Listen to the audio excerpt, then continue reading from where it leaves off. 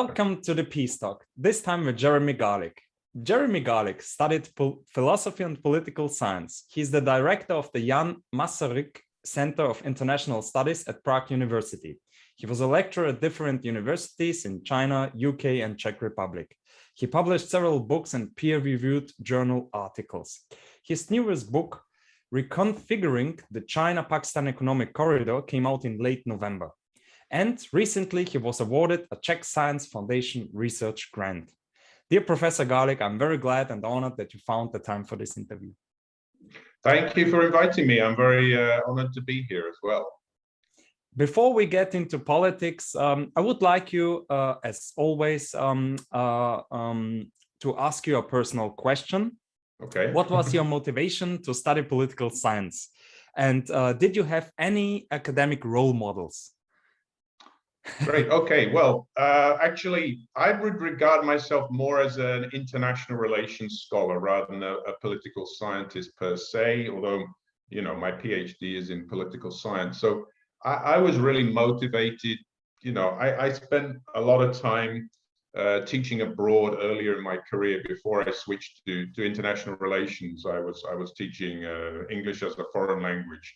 And so in my travels, I just became more and more interested in the differences between countries, cultural differences, relations between countries. And so I really approached it from the point of view of international relations between countries in a broader sense, not just about the politics, but also concerning the economics and the environmental issues, cultural issues, all these other kinds of issues as well, legal issues maybe as well. So I kind of, my motivation really was about generating better understandings between countries, because I think a lot of the problems of today's international relations and international affairs are to do with lack of understanding between countries. I think people don't realize the extent to which they don't understand other cultures and other countries. And I'm sort of, my original motivation was to bridge these kind of gaps. So I came at it more from this angle than from a political science traditional angle. So I guess I'm not really a traditional kind of political science scholar in this sense.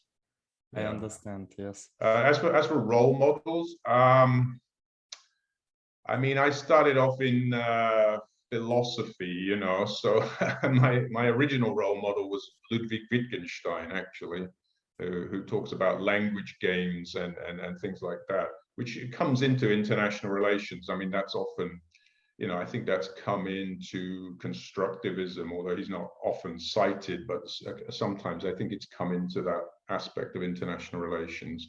In terms of like international relations scholars, I mean, one of the first ones that I admired was E.H. Carr, you know, who wrote this book, The 20 Years Crisis, where he analyzed the breakdown of the League of Nations, and he's like the first scholar who analyzed the conflict between realism and what he called idealism, or what we would today call liberalism or neoliberalism. So he's the first scholar who really analyzed those issues and why the League of Nations broke down and why the Second World War broke out. So I guess he was my initial, you know, interest. And also Robert Cox I was interested in at the beginning, with Neogramscianism. I think nowadays I've moved on from that. So I'm moving on to more looking at scholars like Emilian Kavalski, whose work I admire a lot, of his work on complexity theory and normative power, which is something I'm trying to work more on now.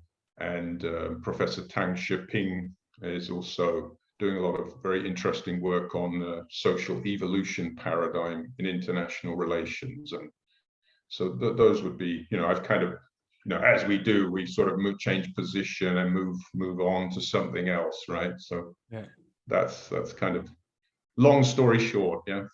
Very interesting. Yes, I never heard of that scholars that you mentioned.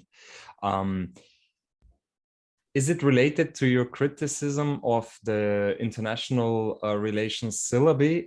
You mentioned it in, I believe in your Twitter, that a study of international relations syllabi in 45 countries shows that even in syllabi taught in local languages, the readings remain dominated by the core theory work. So, and you asked, so where's the diversity? Yeah. Oh, you found that tweet. You found that tweet. Okay. Yeah. And I really I wanted to ask: yeah. is maybe the solution critical geopolitics? I've wondered. Yeah. I think this is a really important point. I mean, this is something that I haven't really written about much so far because I'm trying to find a way into it, and it's kind of controversial because obviously, if you're sort of challenging the mainstream, that's kind of a difficult thing to do, and you need to really be sure of what you're doing. So I'm sort of working towards that, but I really believe that.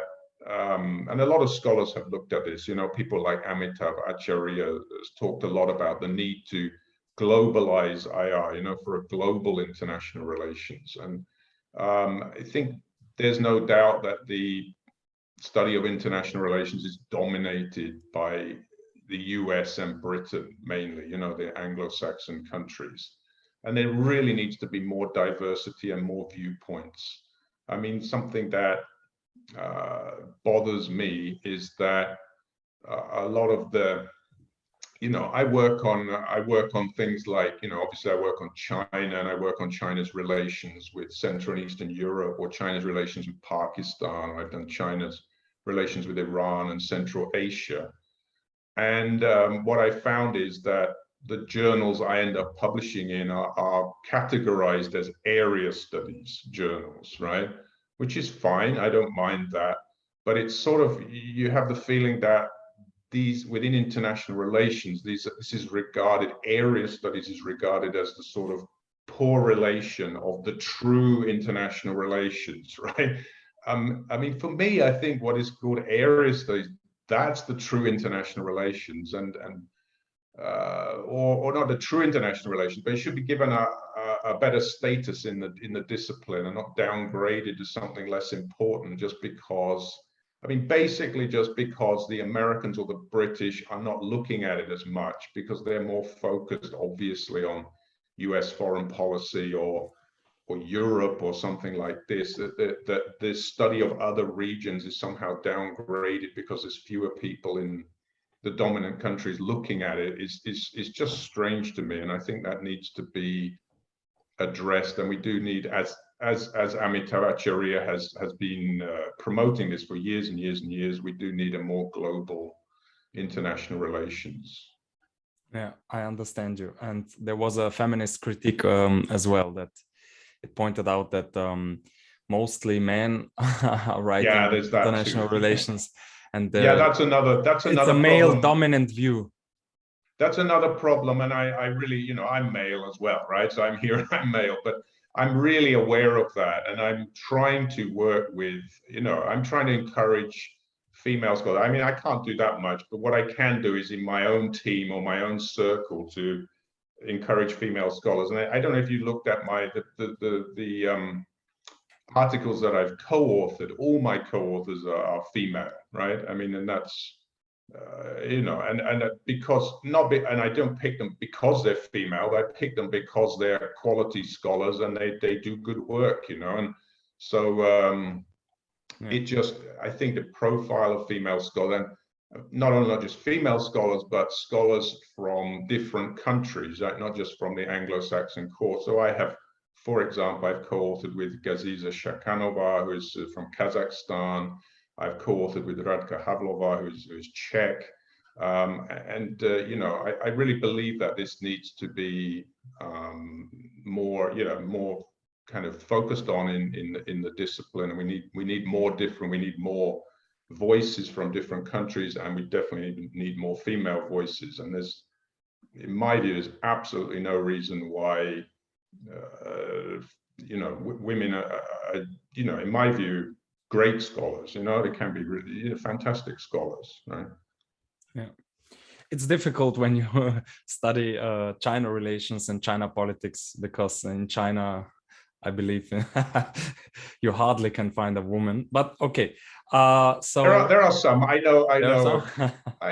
Well, I mean, again, you know, like I have two Chinese PhD students right now, and they're both female, and they're both very, very good. And it's not come out yet, but I've co-authored an article with one of them, and it's coming out in Journal of Contemporary China. I don't know when it's going to come out, but it's been accepted. And I mean, there are some, but yeah, I agree with you that it's dominated by men, as their political system is also dominated by men. Yeah, that was I was trying to point this out. My last question is related to your master thesis title, The Manufacture of Consent, a study of the media's role in international relations. Do you refer here to the study of manufacturing consent of Noam Chomsky and Edward Herman? Which is I did the do propaganda that. model. Yeah, that was my model. Yeah, that was my model. Great.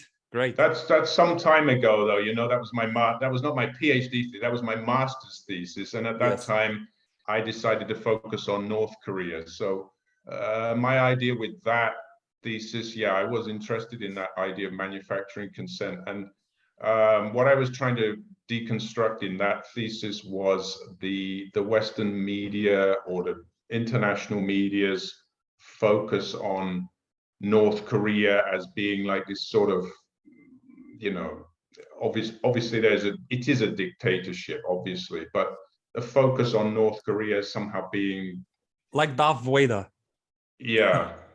Being like, it bothered me that the leaders of North Korea, obviously, okay, look, I agree we should criticize the leaders of North Korea, but I don't think it's productive to just portray them in a very black and white way as being just evil madmen. And there's a lot of tropes like this, that they are just evil and they are just crazy. And there's a lot of weird stuff that's come out in the media over the years about them, executing people in very strange ways, or eat, what they eat, or drinking blood of virgins and all this kind of stuff. And a lot of it is just not fact-checked, and it's created a misleading impression about North Korea, in my view, that it's that the leaders, I don't think the leaders are crazy. I mean, if you study their behavior carefully, you can see the motivations they have are not irrational. I mean, they are trying to hold on to power. They are trying to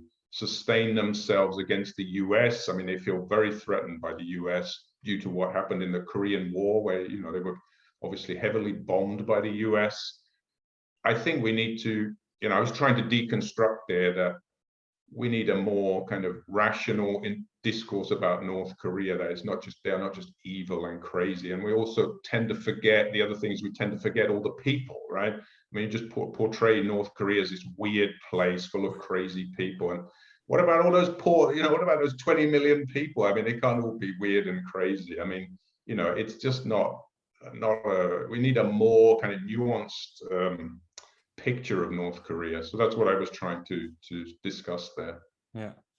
No, I believe it's very important. Demonizing and dehumanizing others is not doesn't help to change the political system there.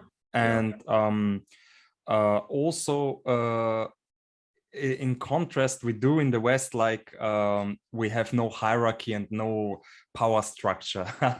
And so I admire the work of Noam Chomsky. That's why I asked you this question. I'm very glad that you worked with his propaganda model. I did it. That I have to stress that was my master's thesis, and I haven't really worked with that since.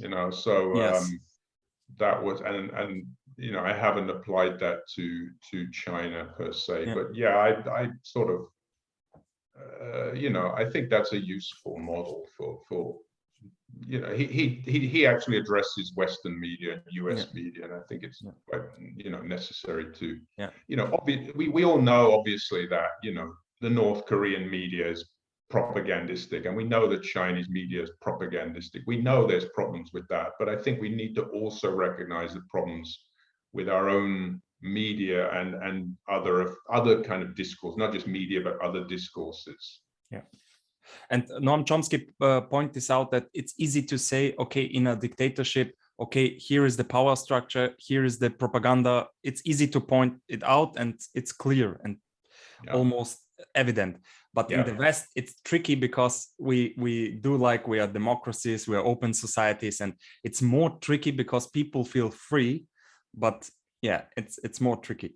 So that's a very important point you made there. That I think people in these kind of dictatorships are getting propaganda. They're aware that it's propaganda. They know that they're getting propaganda, because, I'm in the Czech Republic now, and my wife is Czech, and she grew up under communism, and her parents grew up under it. And I've had a lot of conversations with them, and they knew they were getting propaganda. It's not like, they were portrayed as being brainwashed, but they knew that was propaganda coming at them. But the difference in the West is, or in the what we call the free world, is I think there is some awareness of this, but I think people don't understand the extent to which they are being pushed towards a certain worldview, and I think there needs to be more awareness of this, that there are biases, there are certain, pushing them in a certain direction, particularly as you've mentioned already, with othering or demonizing other countries. There's a sort of tendency to simplify the discourse about other countries and turn it black and white. And we need to kind of, in my view, need to complexify the portrayals of other countries. But of course, it's difficult to understand in that case, and people have limited attention spans, I understand. So it's difficult to get that through because people don't have the time to pay attention to so much discourse, right? Yeah. That's very important, yes, to see the whole context, historical context, cultural context, political context, economical context. It's so, it's difficult. It's even difficult for us scholars. And for normal people, I understand it too.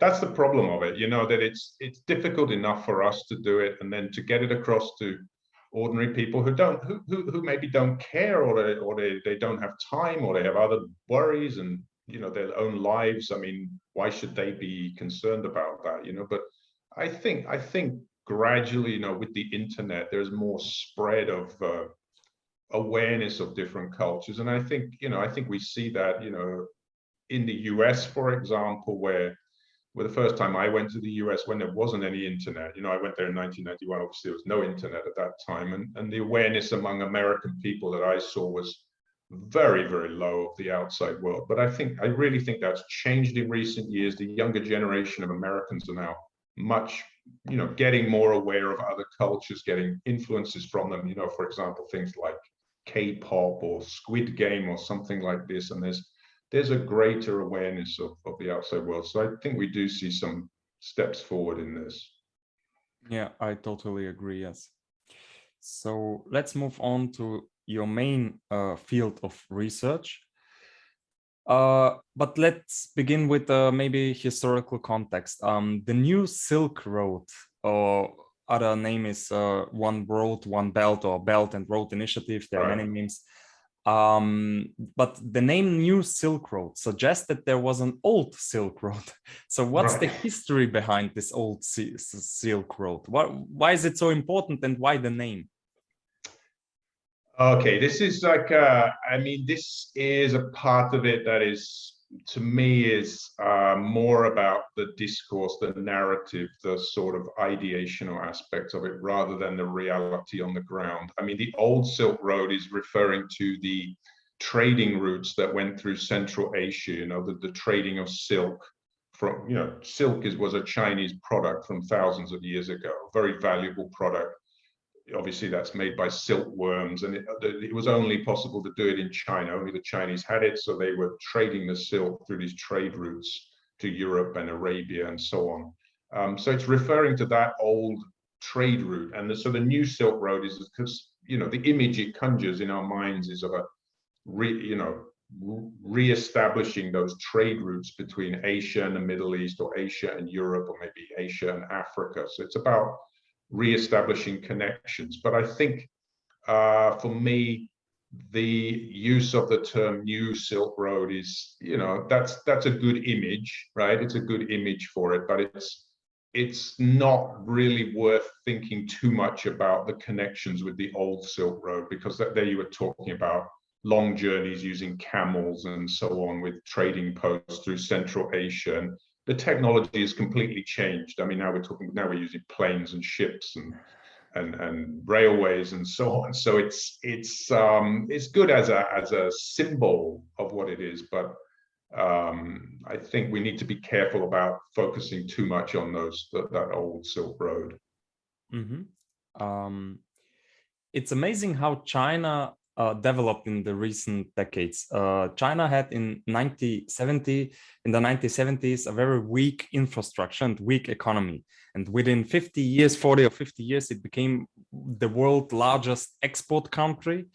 And it's now shaping world politics also.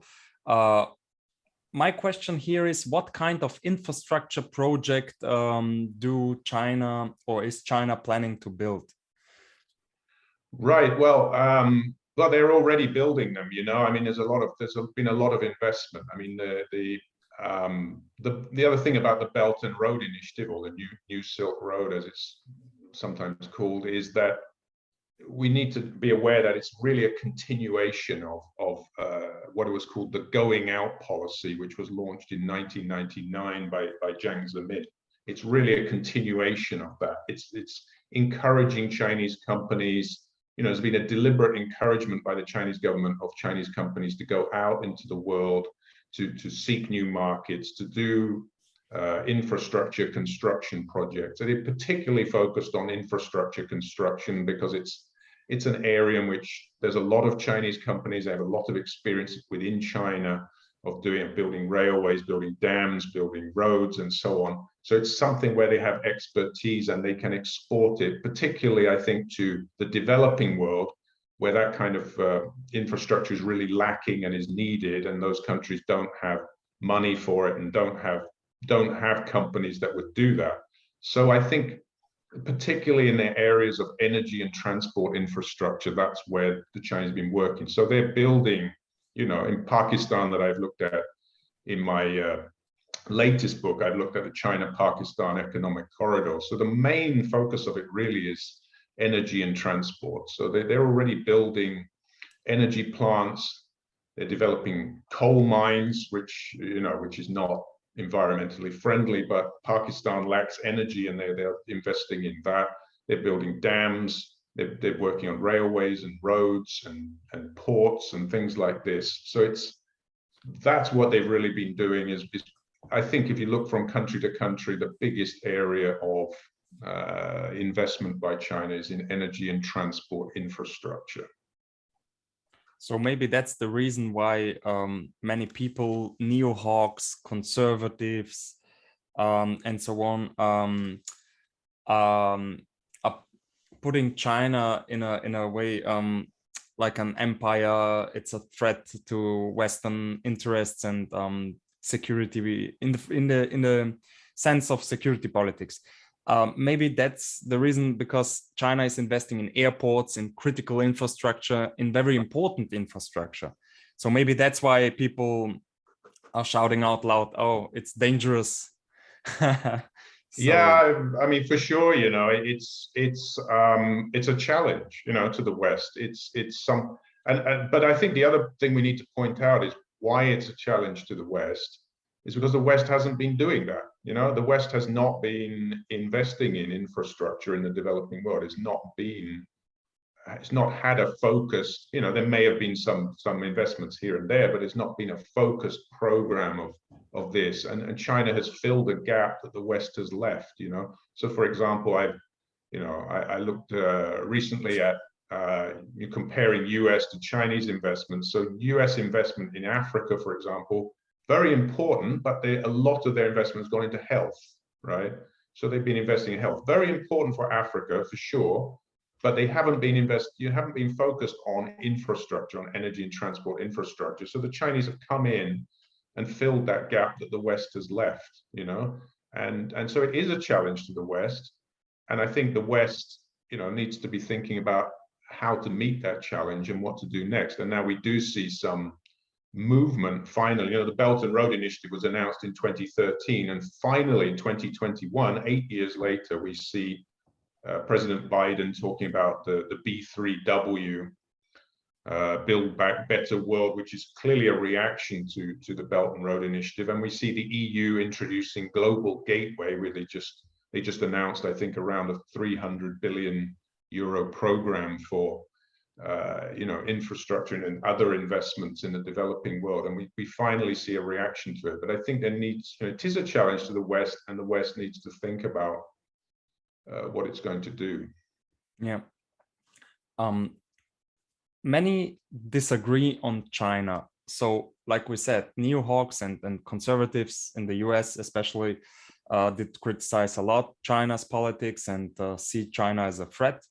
On the other hand, liberals, neoliberals are praising China's economy, and that they're pointing out that, oh, okay, China is a big investor and we have to keep good relations. And so there is this division and maybe polarization, not only in the media, but also in the public opinion. When we go back to China's culture, China was, maybe we can put it in the term peaceful empire. It was a great power many centuries ago, and it did not invade or occupy foreign countries. It has its influence, and this is one aspect.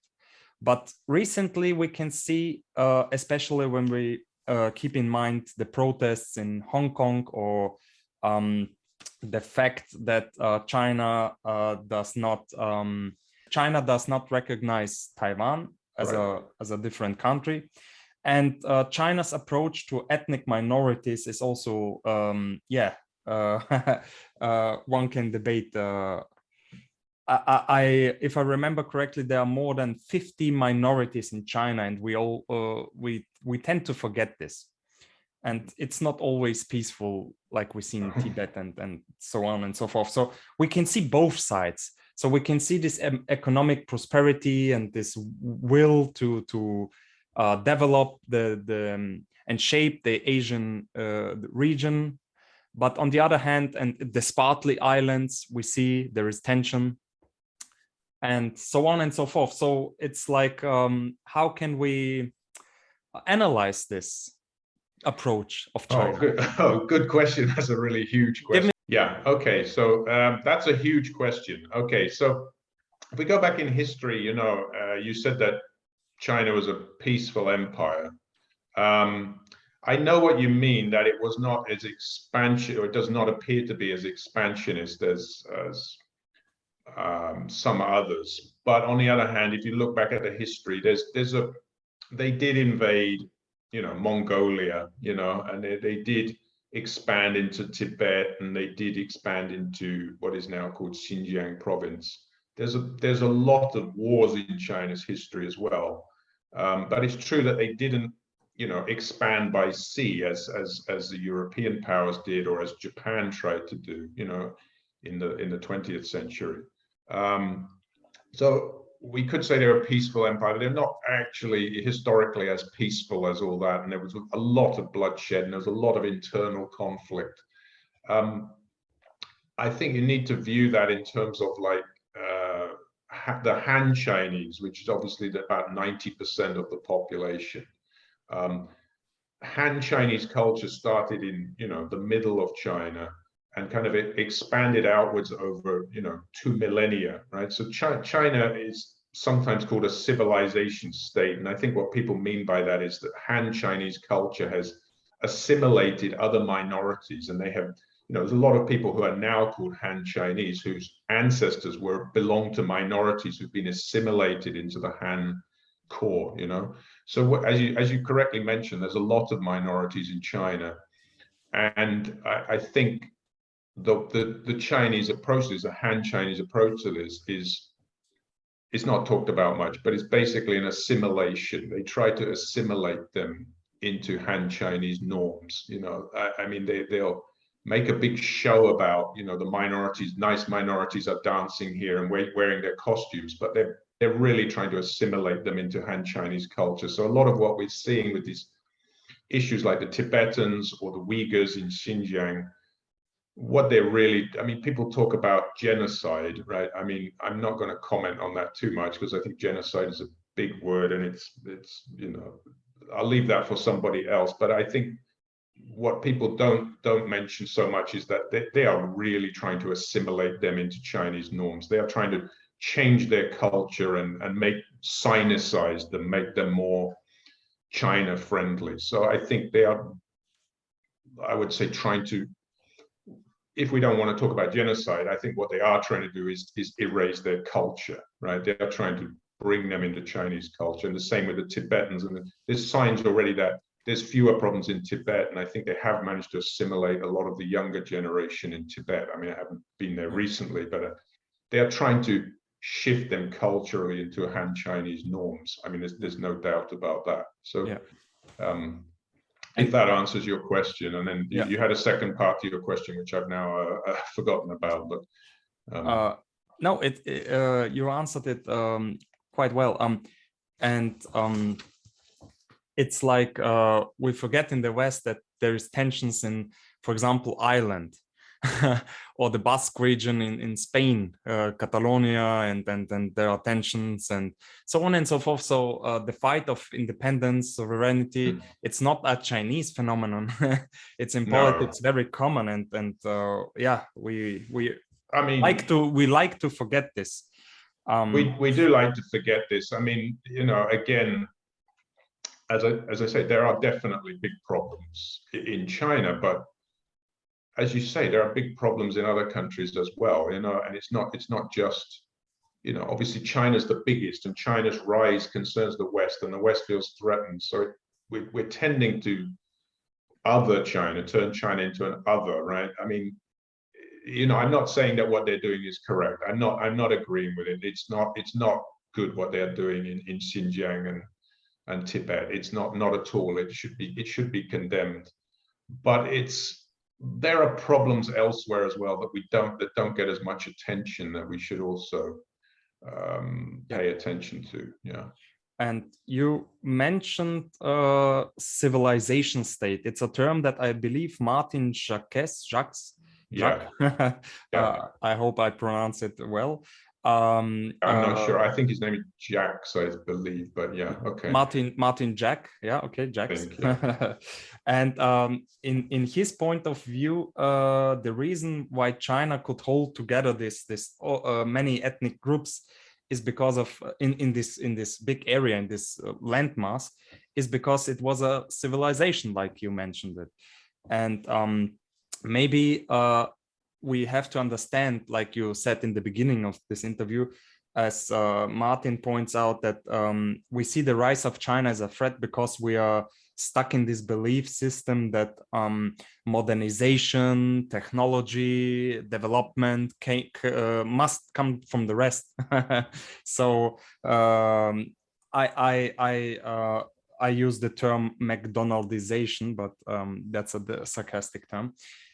So maybe we are not accustomed to a rise of a different power, different culture, and now they are dictating the rules of the game for now almost, I believe, 2 or 3 centuries, even more. The Western countries and Western empires dominated the trade, economic order, and so on and so forth. I wrote my master thesis on the New World Economic Order. So the global South in the United Nations protested against the global North and the G7 countries without any success. So maybe that's why we are not arrogant, but we are stuck in this belief system that if it's a progress, if it's a development, it has to come from the West. Yeah, I agree with you, absolutely. I mean, it ties into what I was saying at the beginning about globalizing international relations. We are, and Martin Jacques has talked about this, you know, we're stuck in a mindset where, I don't think everybody is, but a lot of people, that the progress has been coming from the West. That's true. You know, the Industrial Revolution started in Britain and spread outwards, and it was the European powers who colonized the world with all the pros and cons of that. But they're the ones that, the technology, the industrialization, the new, the advances in science came from the West. That's true in the past, but it doesn't mean that it's going to continue all coming from the West in the future. And as you say, I think there's signs already that there's going to be major advances coming from, we've already seen it from Japan and from South Korea and so on. There's going to be major advances coming from China, and they might be very unexpected ones. They might be things that we don't expect at all, right? And we can't just be stuck in a mindset that we are the possessors of progress and everything good is going to come from the West, and anything that comes out of China is automatically bad. I think it's just, again, it's just simplification, and we need to broaden our mindset. And again, I'm not saying, people will criticize me and say, well, you're praising China. So I'm not saying that everything in China is great, but I'm saying that, there are things that they are going to do technologically and scientifically that are going to surprise the world and that are going to spread to the rest of the world. And we already see it in some areas, such as, who would expect that TikTok, a Chinese company, would be so huge in the US, right? American youth is using that, that technology or that platform in a way, in such a widespread way that nobody would have anticipated. This is just one thing. Or if we look into space, the space race, the Chinese now, they're the only ones now who are exploring the moon. Nobody, the US isn't exploring the moon anymore. The Chinese are exploring the moon. We don't see this. It's happening up there, but the Chinese are moving ahead in this stuff. And we recently saw this test of, and I don't know the details of it too well, but this hypersonic test that the Chinese did. They're the first ones that managed to do something with that, and they presumably, I need to look into this more, but presumably moving ahead of the US, and the US is worried about it. So all these kinds of things are signs that we have to be looking for progress, technological progress, or progress into the future coming from different sources, not just from the West. Yeah. I hope we come back to TikTok, because there I have to mention an important thing. But before we go to this topic, I wanted to mention that also Jacques pointed out that China never had a culture of democracy. So in their culture, democracy is never played an important role. They have other configuration of society.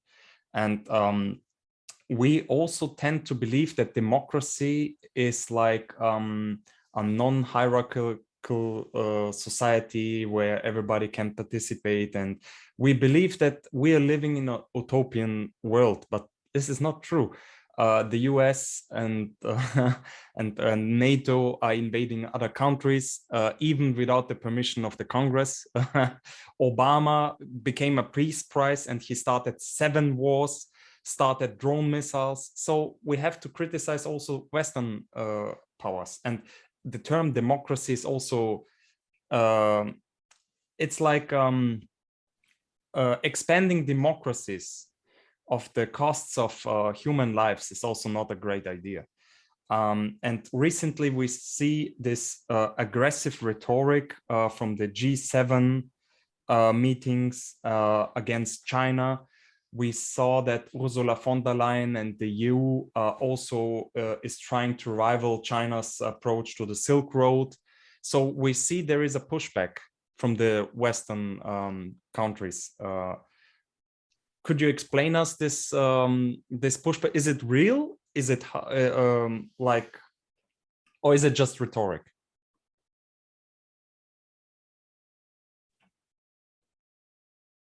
What pushback are you referring to? What pushback against what? No, for example, European Commission President Ursula von der Leyen announced that the EU want to mobilize up to 300 billion in public and private funds. by financing EU infrastructure projects abroad. So in this sense, I meant pushback like they want to rival China's Silk Road project. Yeah, well, I think there's definitely that's definitely a new move that they are making. I mean, they're very consciously, I think, pushing back, as you say, against the Belt and Road. I mean, they've decided that, there's been publications saying China is a strategic competitor, and there's this sort of,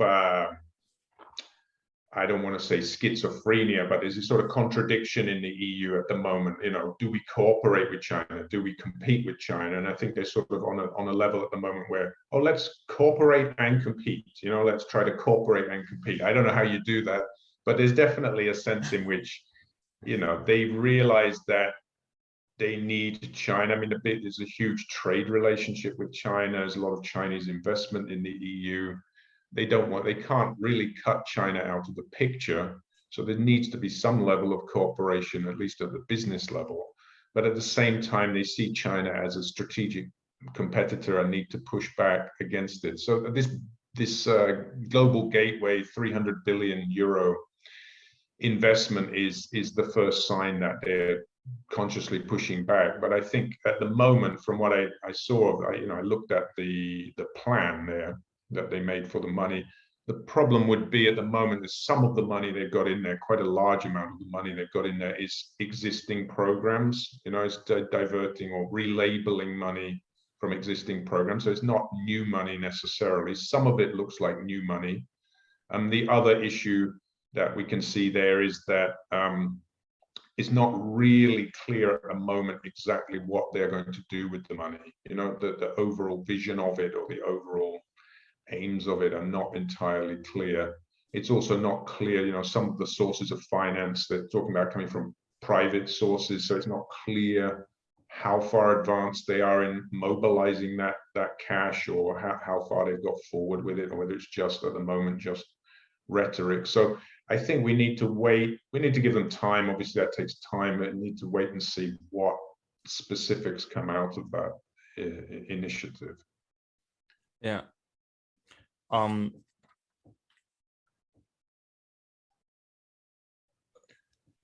China announced a plan, I think, for 2049.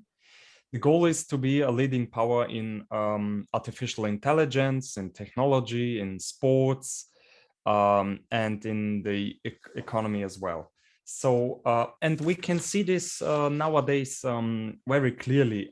In the recent years, we saw a lot of different, in a lot of different sports, new upcoming Chinese talents and superstars. In snooker, for example, you are from Britain, and the Brits love snooker. So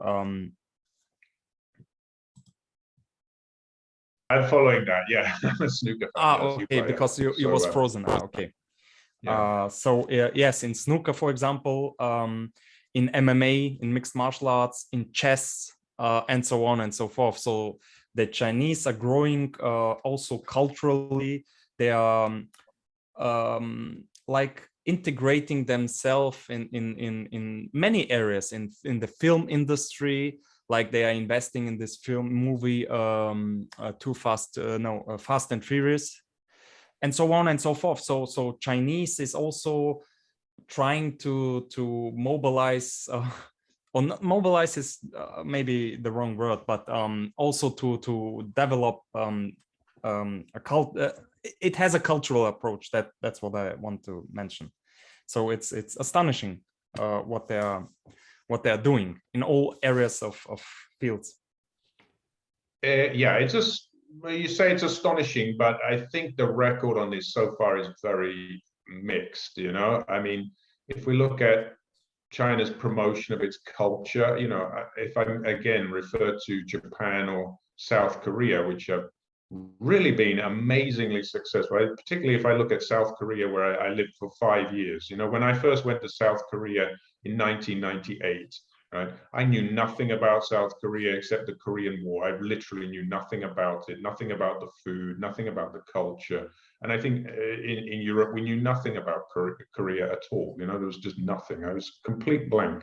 And so I got in on their culture before probably most other people and saw it. And my reaction was, this is never going to catch on in the West. You know, this is never going to be popular. How wrong I was, because I would never have imagined, you know, Korean movie winning the Oscar or Squid Game being the top TV show in the world. It's just amazing to me what the Koreans have done. And so the point of this is, if I compare to China, we don't see anything like that out of China so far. That doesn't mean it's not going to happen. But if we look at the lessons of how Korea, for example, has managed this, I think it's because the government has funded the arts there. You know, I mean, from when I went in 1998, it was a definite drive to fund the film industry and to promote the film industry and things like that.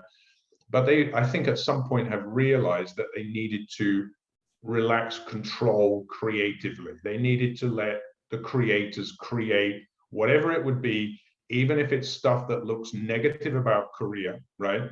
Because if you look at Squid Game, you know, or Parasite that won the Oscar, these are not outputs that portray Korea in a positive light. You know, there's a lot of criticism of capitalism in there and Korean society, a lot of critical stuff that probably is people in Korea that don't like that going out, but it's been very, very popular, and it's actually paradoxically promoted Korea, you know, by being more critical. So I think the problem for China is that they're not, you know, because they're trying to exercise top-down control and censorship, and they're not allowing critical portrayals of China, or they're not allowing the creators to, you know, freely create stuff. It's not appealing at the moment to Western audiences, and it's not going to appeal unless they would relax control. And I don't see any signs that they're going to relax control. I mean, they're still producing propagandistic stuff. I mean, I guess the best possibility is to, you know, as you say, Fast and Furious or entertainment blockbuster type films without any political content could be, you know, a way for China to promote China without reference to politics or criticism of China. But I think it's sort of limited how far they can get with that without relaxing control. So at the moment, you know, as you say, it's remarkable. They're moving into so many areas. They've got TikTok and they've got, you know, investments here and there. But we still don't see, if we talk about soft power, you know, we now see in the West a lot of soft power from Japan, from South Korea, but we don't see it from China. We see, you know, where I am in the Czech Republic, there's a pretty negative, I mean, actually extremely negative perceptions of China, which I think is quite general in Europe and in the West. They haven't been successful with the promotion of Chinese culture in recent years, and it's almost as if it's actually deteriorated now because of the, as we mentioned, the human rights, the Xinjiang issue or the Hong Kong issue or Taiwan and things like that. It's deteriorated in recent years, so they haven't been making progress with this soft power, this cultural promotion. So I at the moment, I don't see that too positively. But of course, in the sort of in the investment or technology end of it, then yeah, there's definitely progress. And yeah, nationalists, I saw a lot of documentaries, and there it was pointed out that nationalists in almost all countries in Asia see China as an aggressor. It's quite amazing that the nationalists, it's a threat to their culture, to their economy, and to their, they are afraid that they lose political sovereignty. I want to stay on this topic, development. I believe the Chinese technological development is, like you said, it's fascinating on one hand, and we have to keep in mind that it's also very dangerous. we know all that there is this face recognition technology, social credit system, and so on and so forth. So China used its AI, the AI sector and technology sector for its for strengthening that power. On the other hand, I have to point out that so we come to TikTok. I find it not only funny, but also I believe it's a good thing what China did. Instead of so they controlled, because you mentioned censorship, but in some ways it's also good, because they are, for example, for young people, I believe, TikTok is only available. It's closed at night, I believe, and there are hours you can spend on TikTok. Also, instead of showing pictures of random influencers or soft pornography, they are showing, the Chinese government shows young kids and the youth museum exhibits, scientific experiments, and of course patriotism, nationalism also. But I think it's quite an astonishing idea, because it's also we see it in the West, and there is now studies that showed us this mindless scrolling effect. So Tim Cook put it that so we are like like blind machines scrolling, and it's also it has effects on our psychology. It has effects also on our political system, because of social media, for example, like Tristan Harris pointed it out. We are more polarizing our society. So I believe China is doing a good thing on especially on TikTok, but of course there are some negative aspects in the other fields. What's your point on artificial intelligence in regards to China? Well, I'm not really, an expert in artificial intelligence and China's artificial intelligence, and I'm also not, I'm not an expert in what China's using its technology for within China. I'm more focused on the international aspects. I would say it is kind of, this face recognition technology. There are in terms of the international arena, there's definitely negative aspects to this, because they are selling that technology to other countries, for example, in Africa. So if you've got face recognition in dictatorial African countries, this could be a very kind of dangerous tool in terms of human rights. So I'm not, but as you kind of say, we need to look at that more carefully, because surveillance is something that's been present in the West already as well. I mean, we haven't had this face recognition, but for example, in Britain, I mean, very high concentration of security cameras, which are used to prevent crimes or detect crimes, which is a good thing, but very high number of security cameras in Britain. So surveillance is going on. The technology is allowing more and more surveillance. I think it's what China is doing is with the face recognition is not looks Orwellian. It looks like 1984, but we've already seen like this tendency in the West as well. So I think unfortunately that's a tendency that's going to be global. And it's not the exception; it's the rule. Yeah, it's the rule basically, and it's just the Chinese have now become, as I've been saying, they've become the world leaders in facial recognition technology, and they're trying to, and they've perfected, I think, recognition of Asian, Chinese. This is this is not a race thing. This is a technical aspect of it. They have to detect the features of the face. So obviously they focused on Asian faces and they've mastered that, and then white faces, Caucasian faces is not a problem. And as I understand it, they've had more of a problem with darker skinned faces in terms of the recognition technology, and they're now working on that and developing that. So they're in that area again, it's maybe something that people think is horrible and Orwellian, but again, it's another technology where they've moved ahead of the West. Yeah. Yeah, there are also rumors that China did a cyber attack on Western corporations and stole their corporate technology and information. Then there is also this rumor that China was hacking this electricity grid in India. So the blackout in India was caused by China.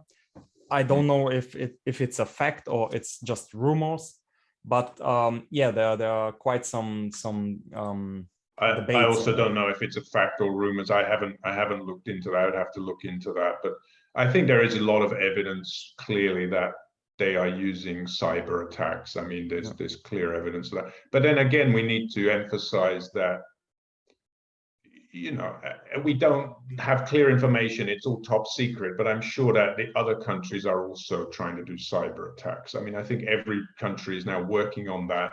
There's more and more of an understanding that warfare has changed and that cyber warfare is a part of the modern world. And I think everybody's working on that, you know. So yes, the Chinese are probably doing cyber attacks, but then probably the US is doing it as well. But we it's all top secret and we don't have clear information. So everybody's working on that.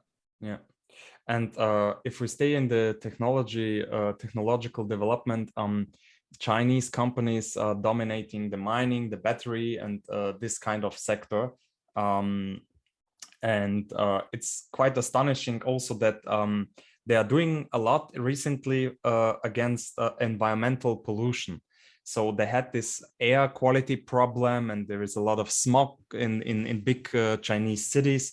So I believe I read an article that there is an artificial sun.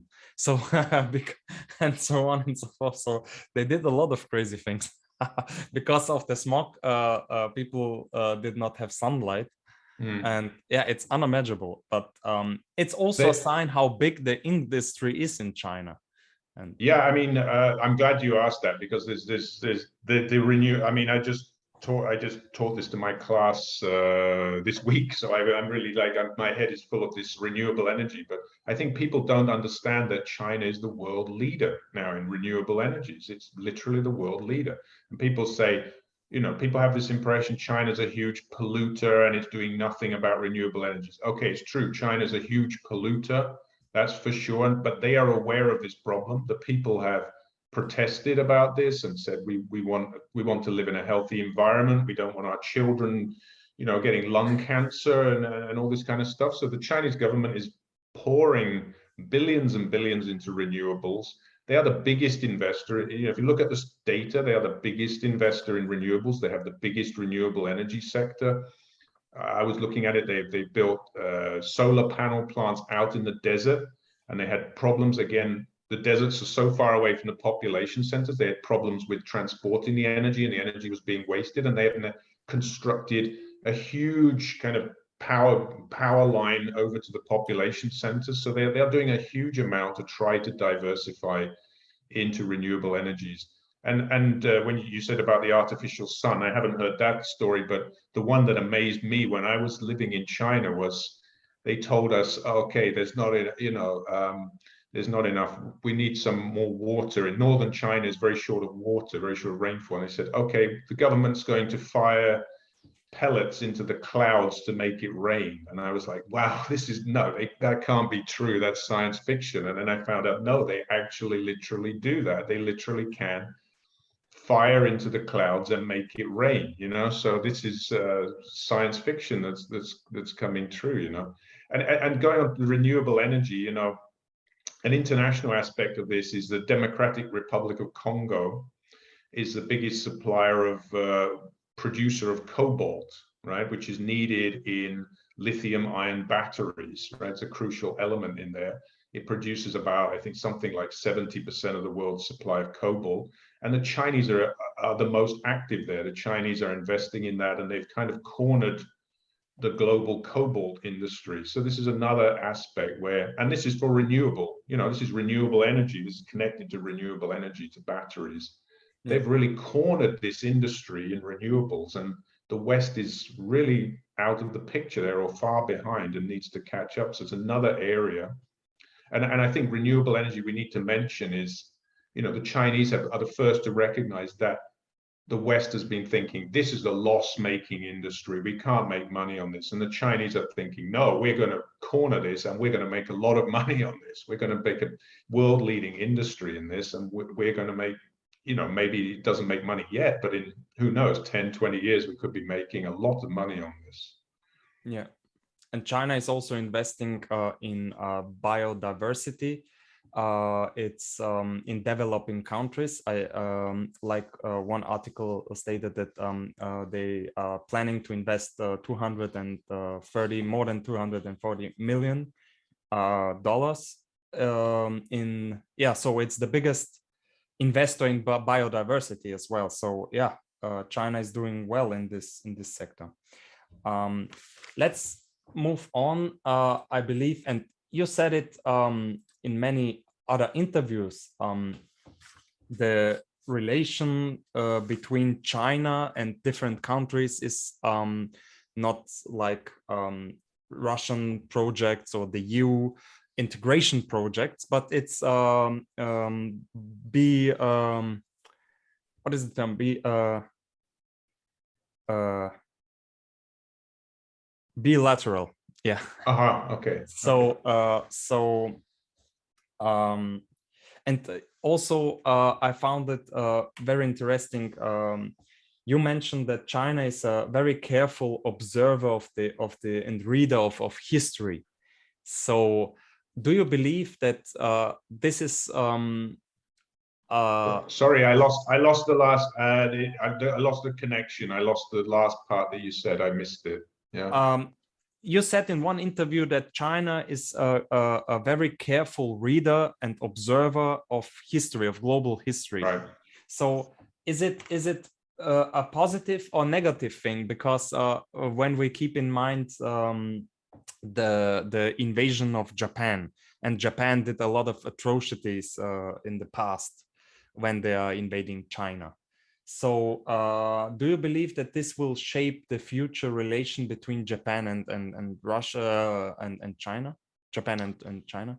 Yeah, I do believe so. I for sure it's not forgotten, in China, and it's there's a lot of bad blood between China and Japan. When I lived in China, for example, I always tell my students this story, but they gave us, I was living in a university accommodation, and we had they gave us a TV, and so I was flipping through the channels. We had about 40 channels on TV, and anytime I was flipping through the channels, I'm not exaggerating, about 6 to 8 of them would be showing dramas about the war against Japan, from the time around the Second World War, the resistance to Japan. They had showing a lot of dramas about resistance to Japan. It's really still a current thing in China. We don't really understand this in the West because we've kind of moved on and we've forgiven Japan and we've just moved on from it. But for the Chinese, it's still very sensitive, and they feel that the Japanese did not apologize sufficiently, for the massacres, for example, in Nanjing. There's still this issue with the islands that are, near the Senkaku Islands, which they call, the Japanese call them the Senkaku Islands, and the Chinese call them the Diaoyu Islands, and they are between Taiwan and Okinawa, kind of somewhere there. These islands are still disputed, and this is another bone of contention between Japan and China. This just colors the relations between China and Japan, and you can't expect close cooperation between China and Japan. Also, that Japan is under the US military umbrella. Japan is hosting US military bases, which China feels are a threat. All of this creates bad feeling between the two of them, and I don't see any possibility of close cooperation between them. And in your work, you speak about the CPEC and the Pakistani corridor. and Afghanistan, and all. You cover a lot of Tajikistan, and you cover a lot of countries and relations with China. Do you believe that there could be a war between some countries because of China? For example, there is a lot of tension between India and China. Yeah. Do you believe that the One Road, One Belt initiative could bring more peace or more tension in the region, especially with India? Very good question, actually. I mean, this is something that people, scholars, are disputing. You know, the problem with it, as regards India, is, as you say, there's a lot of tension between China and India. There are these border disputes, border conflicts. We have seen casualties. We have seen actual clashes with casualties in the last 2 years. There have been soldiers killed in clashes between China and India. It's still a live issue. It's been going on since 1962, when there was a China-India border war. So this is an issue of the last almost 60 years, right? As regards the Belt and Road Initiative, you know, China has said every country is welcome to join, and they've invited India to join. And India is one of the countries that has refused to participate in the Belt and Road Initiative because they see it as an attempt to dominate India, to create a wedge of countries against India. And I think the biggest, again, problem for India there is that China's ties with India's rival Pakistan are very close. You know, Pakistan's not only in the Belt and Road Initiative, but the China-Pakistan Economic Corridor has been called the flagship project of the Belt and Road Initiative.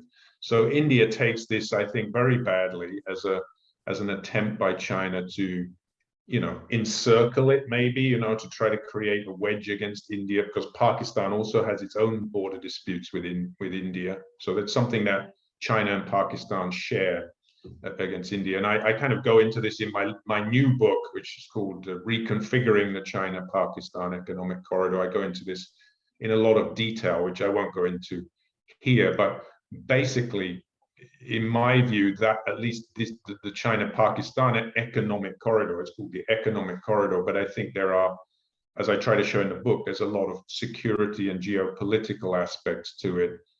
There is Chinese investment in energy and transport infrastructure, but there's definitely, I think, in the minds of the Pakistani government and elites and planners and the Chinese, there's definitely this cooperation against India is a part of it, which I think undermines, you know, the stated goals of the Belt and Road Initiative about cooperation and, you know, between countries. And the Indians certainly are not favorable to the Belt and Road Initiative and see it as a threat. So it has become a threat as far as in Indian minds, you know, it's become definitely a threat. And for Pakistanis, they see it as a support for them, you know, so.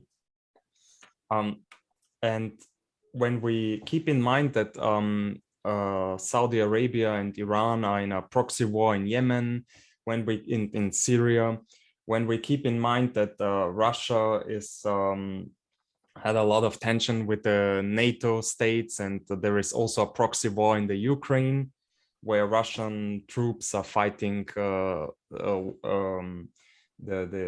Ukrainian government. And when we see all this front lines, can we observe? Do you believe that we can observe a block confrontation? It's like other scholars point out that there is a new Cold War. I wonder if you agree, and maybe what role do China play in this block confrontation? So can we see a block like, and maybe I'm exaggerating, but maybe we can see a alliance between Russia, China, Iran, and Pakistan on the one hand, and the Western nation, NATO, especially on the other hand. Can we observe this, or is it just a great question?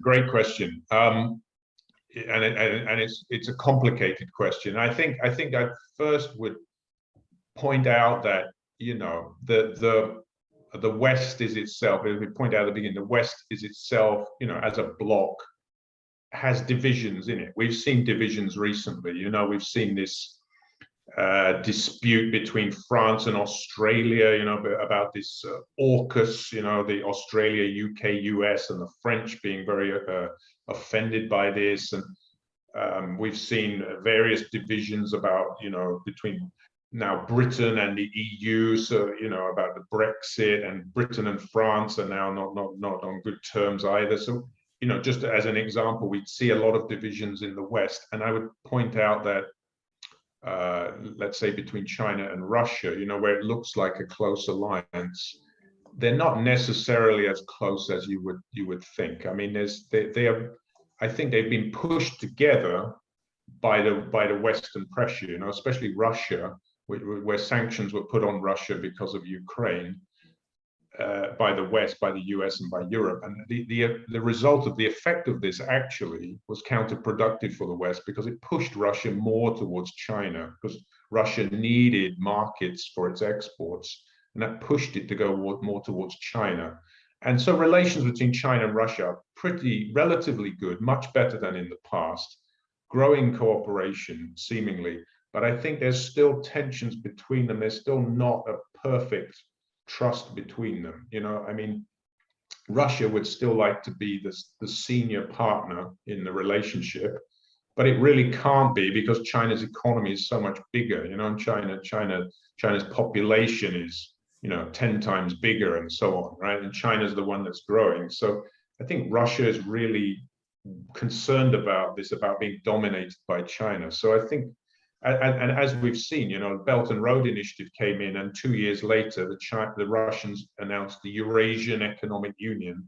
I think, and they said, we want to cooperate with the Belt and Road Initiative, but I think it's also a pushback against Chinese influence in Central Asia, trying to just make sure that what they see as their backyard, their zone of influence, is still, that they still have influence there. So as for a bloc, China, Russia, Iran, Pakistan, it looks like it on paper, and I think there's something to it, but I think you will find that the relations and level of trust between all those countries is not as high and not as good as we might think, So, for example, I've also looked at China's investments in Iran. I've also done a couple of papers on that. There's, again, like Pakistan, the Iranians are looking for Chinese investment. The Chinese are not putting as much money into Iran as you would expect. They're not committing 100% to Iran. And there are various reasons for this. And one of the main reasons, actually, is because Iran's main regional rival in the Persian Gulf is Saudi Arabia, which is allied with the US. And Saudi Arabia is China's biggest supplier of oil, right? So China cannot afford to alienate Saudi Arabia. It needs the oil from Saudi Arabia. It also needs oil from Iran, but it can't really just commit, 100% to Iran, because then it's going to alienate Saudi Arabia. So they're playing a kind of what I call a strategic hedging game, trying to just, maintain interest in both of these. So I don't think we're going to see like a block per se of those countries. And again, another thing would be Iran, Pakistan. The levels of cooperation again are mixed. There are some, they are not as close as you would expect there. So it's difficult to say that there would be a block. But I think if a lot of pressure was exerted by the West, they would tend to sort of club together against it, right? The question of Ukraine, I think you won't see Chinese support for. If Russia intervenes more in Ukraine, I don't think you'll see Chinese support for this, because China's long-standing policy worldwide is support for national sovereignty. And they will not come out and say that Russia should be taking over Ukraine. I think they will just probably stay silent on it. They will not support it, but they'll not probably just stay silent on that issue. China is a UN security member, permanent security member, and I believe in in 91 or 95 they give a veto on the war against Yugoslavia. So I believe they have an interest in this Eastern European countries and also in the Caucasus region and in the Middle East, but they are not as dominant or as aggressive as, for example, Russia in this regard. Maybe my last question, what do you believe is the Chinese Development Bank? I believe it's called People to People Bank or something like this.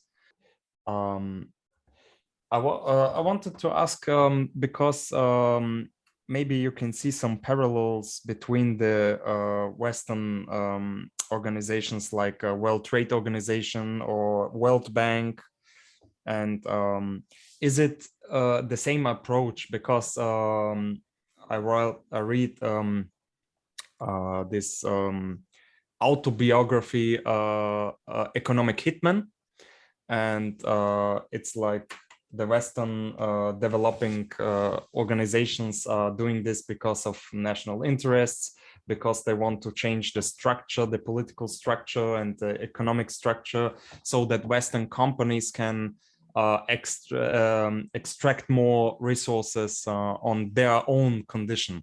So my question is related to this. Can we see a parallel? Is China, the development organizations and banks, an instrument for implementing good structures for their own sake, for their own interest, so that they can extract more resources and on their own condition? Yeah, I was just thinking about what you mean. I think the bank you're talking about is the Asian Infrastructure Investment Bank. Maybe that's the one you're talking about, the Yes, AIIB. yes. I think that's the one you mean. Yeah, while you were talking, I clicked. Right? Yeah. Yeah, that one is a bank that was set up, differently to all the other Chinese banks and financial mechanisms, which are, either very state controlled in China, or there are some private banks. The AIIB was set up as a kind of, like the World Bank, a Chinese World Bank, to get investment from a lot of different countries. A lot of countries have invested in it. And the idea was to have a transparent bank for development, for investment in development in developing countries. So that exists. They've set that up.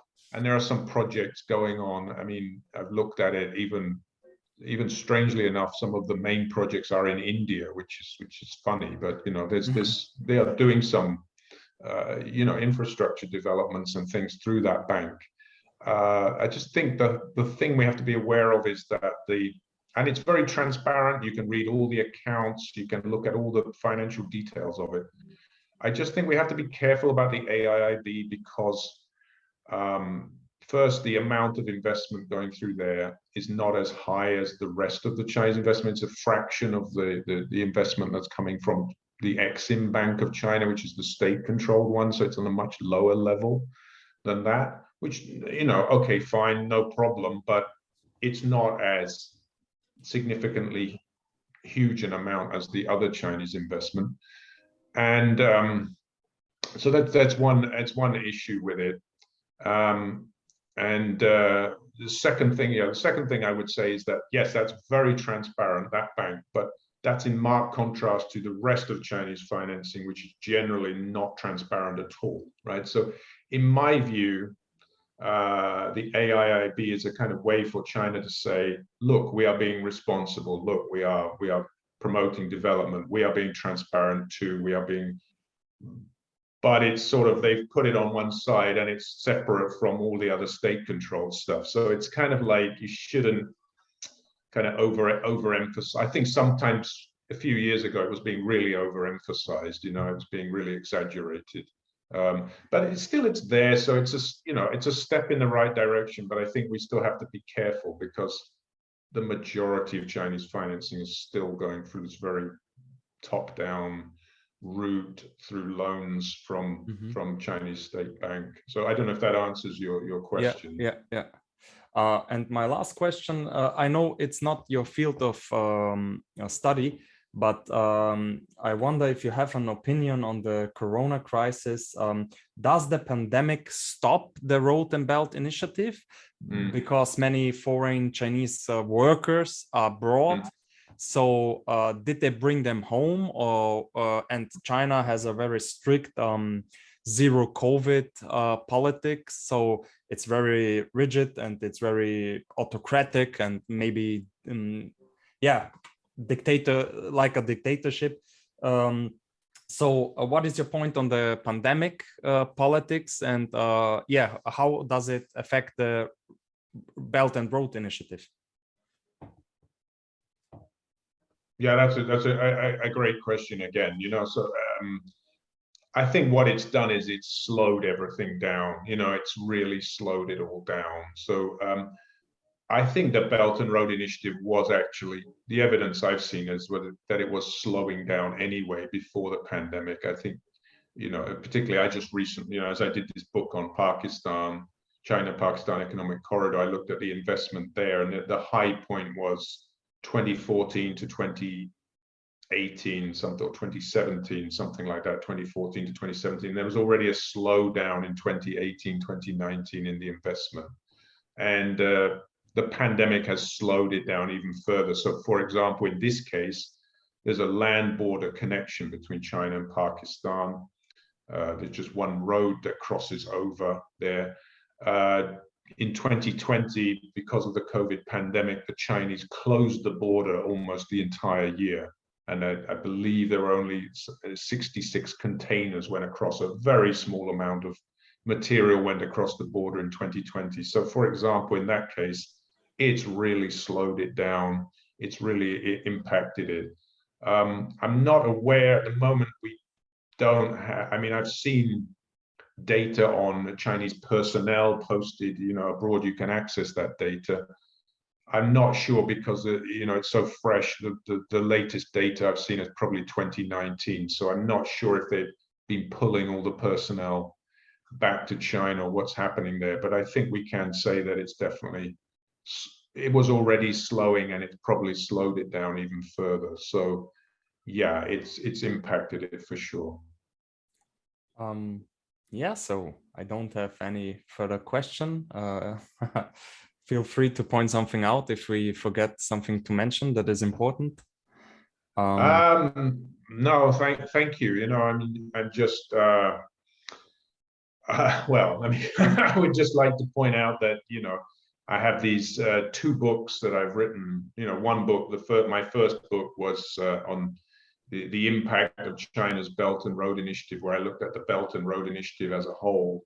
And in one chapter, I look at the different regions and compare the regions in the Belt and Road Initiative. So I've got that book. And then my latest book is a very detailed study of the China-Pakistan Economic Corridor, where essentially, you know, I'm trying to bust it, if you like, you know, trying to say, you know, this is how it's portrayed. It's portrayed as a great game changer, and it's, you know, it's going to solve China's energy security issues. And I'm trying to show that there are geopolitical interests and security interests that are coming into it from both the Chinese and Pakistani side, that, you know, their long-term cooperation against India is a big part of why that relationship is continuing to be promoted. And it's not just about economics. In fact, there's a quotation in my book from an anonymous Chinese expert saying it's not about economics. It's actually more about the geographical position. So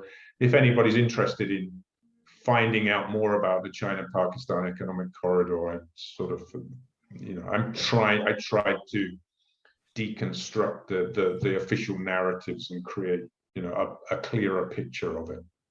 Yeah, and yeah, it's also the Routledge. Yeah, both of those books are published by Routledge. Yeah. Routledge. So it's a very famous publisher. So yeah, and the books are, I believe, more than 250 pages. So the first one is 250 pages. The second one is about 140 pages. Okay, so the China-Pakistan one is, you know, it was shorter, right? It's not as broad a topic, so it was a shorter, but, you know, more concentrated study. Yeah. So yeah, we will show it on the YouTube info box. Great, And great. Okay, yes, thank you. yes, Yeah, it thank will you. be Yeah. seen in the video as Yeah. well. Yeah. So, and I believe and I hope that our conversation will bring more light to this region and to China's politics and approach, and to the Belt and Road Initiative, because there is, like you said, and like we discussed the whole interview, there are a lot of myths, there are a lot of tension, and positive or negative. So hopefully we could shed some light in the historical context, and hopefully it will bring more peace and in the world. I hope so. I mean, that's I mean, that's the goal of your institute, and I think that's always been my motivation, to bring more peace and more cooperation. But I think in order to do so, we have to recognize what are the issues, what are the obstacles to peace. So yeah. So I thank you very much for your time and for your knowledge that you shared with us. It's a vast knowledge. So I'm very glad and honored, and I learned a lot. So thank you very much. Thank you too. Thank you for inviting me. I'm so glad to be here and just to have this opportunity to, share some ideas. Yeah. Thank you.